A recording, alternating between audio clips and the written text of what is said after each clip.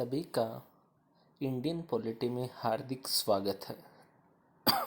आज हम भारत का संवैधानिक विकास के बारे में विस्तृत अध्ययन करेंगे। इसमें सर्वप्रथम भारत के संवैधानिक विकास की शुरुआत रेगुलेटिंग एक्ट 1773 से होती है। इसके बाद आता है Pitt's India act 1784, charter act 1793, charter act 1813, charter act 1833। ऐसे करके काफ़ी एक्ट है। हम धीरे धीरे वन बाय वन हर एक एक्ट के बारे में अध्ययन करेंगे। बड़ा ही आपको छोटे छोटे क्लासें मिलेंगी इंडियन पॉलिटी की, और काफ़ी अच्छी क्लास होने वाली हैं। अगर आप इनको ध्यान से सुनेंगे, एज ए रिवीजन क्लास हैं, ये आपके लिए काफ़ी हेल्पफुल होंगी। अब हम टॉपिक पे आते हैं बिना कोई टाइम वेस्ट किए हुए। रेगुलेटिंग एक्ट 1773 की मुख्य बातें हैं।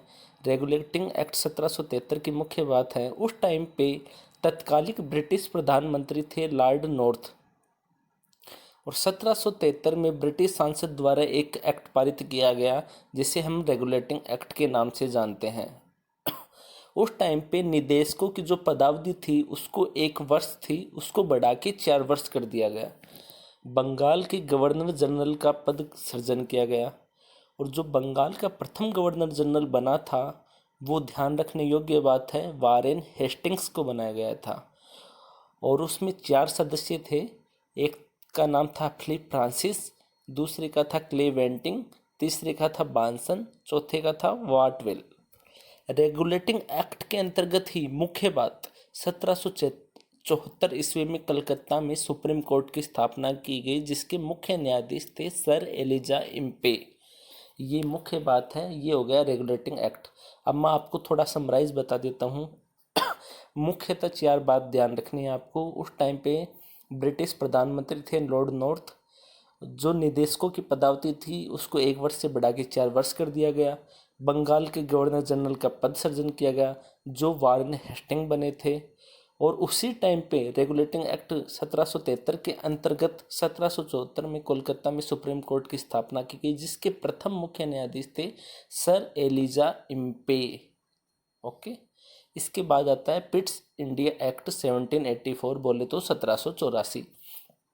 इसमें 2 ही मुख्य बात है कि इसमें बोर्ड ऑफ कंट्रोल का गठन किया गया, जिसमें 6 कमिश्नर थे जो सैनिक, असैनिक और राजस्व संबंधी मामलों को देखते थे, जिससे बाद में नियंत्रण बोर्ड के अधीन कर दिया गया। बस केवल इतना ही है, 2 पॉइंट है 1784 में। उसके बाद आते हैं 1793 का चार्टर एक्ट। मैं पहली बार ये आपके सामने यूट्यूब पे पढ़ा रहा हूँ। अगर मेरे से कोई भी आपको चीज़ अच्छी नहीं लगी हो तो कमेंट बॉक्स पे मुझे सुझाव दीजिए, जिससे मैं वन बाय वन जो मेरे से गलती हो रही है मैं उसको इम्प्रूव कर सकूँ। उसमें आपके सहयोग की मैं आशा करता हूँ। अब आता है 1793 का चार्टर एक्ट, जिसे कॉर्नवालिस का खुश करने वाला एक्ट भी कहा जाता है। कंपनी के अधिकारों को 20 वर्ष के लिए बढ़ा दिया गया। इस एक्ट में 1793 का चार्टर एक्ट में परिषदीय निर्णयों को रद्द करने का अधिकार किसको दिया गया? कॉर्नवालिस को। और बोर्ड ऑफ कंट्रोल के अधिकारियों का वेतन है ना भारतीय कोष से मिलने लगा। केवल 3 ही बातें हैं कि 1793 का चार्टर एक्ट है उसको 20 साल के लिए बढ़ा दिया गया, और जो परिषदीय निर्णय हैं उनको रद्द करने का अधिकार किसको दे दिया गया? कॉर्नवालिस को। बोर्ड ऑफ कंट्रोल के अधिकारों का जो भी वेतन मिलेगा वो भारतीय कोष में मिलेगा। ये मुख्य बातें थी इसके अंदर। इसके बाद में आते हैं हम 1813 का चार्टर एक्ट। कंपनी का अधिकार पुनः 20 वर्षों के लिए बढ़ा दिया गया। लगभग ये 20-20 साल तक 20-20 साल के लिए बढ़ते हैं, ऐसा था इसके अंतर्गत। कंपनी का जो भारतीय व्यापार था उसकी मोनोपोली को समाप्त कर दिया गया। कंपनी को जो भारत की शिक्षा पर है ना 1 लाख रुपए व्यय करने का प्रावधान किया गया। जो ईस्ट इंडिया कंपनी है ना, उनको 1 लाख रुपए आप एजुकेशन के ऊपर खर्च करोगे भाई साहब। और जो ईसाई मशीनरियाँ थी ब्रिटिश के अंतर्गत, जो ईसाई मशीनरी थी उसको भारत में प्रवेश करने की छूट मिल गई। ये मुख्य तब पूछा जाता है कि ईसाई मशीनरियों को भारत में प्रवेश करने की अनुमति कौन से चार्टर एक्ट में मिली, तो वो है 1813 का चार्टर एक्ट। ये मुख्य बातें हैं इसकी जो ध्यान रखने योग्य है। अब पढ़ते हैं हम 1833 का चार्टर एक्ट। इस एक्ट में भारतीय प्रशासन का केंद्रीयकरण किया गया। भारतीय प्रशासन का केंद्रीयकरण 1833 का चार्टर एक्ट में किया गया। बंगाल का जो पहला गवर्नर जनरल कौन था, मैंने अभी बताया था आपको, वारेन हेस्टिंग। और अब क्या है गया, उसका नाम परिवर्तित करके क्या कर दिया गया, भारत का गवर्नर जनरल कर दिया गया, जो पहले क्या था, बंगाल का गवर्नर जनरल था।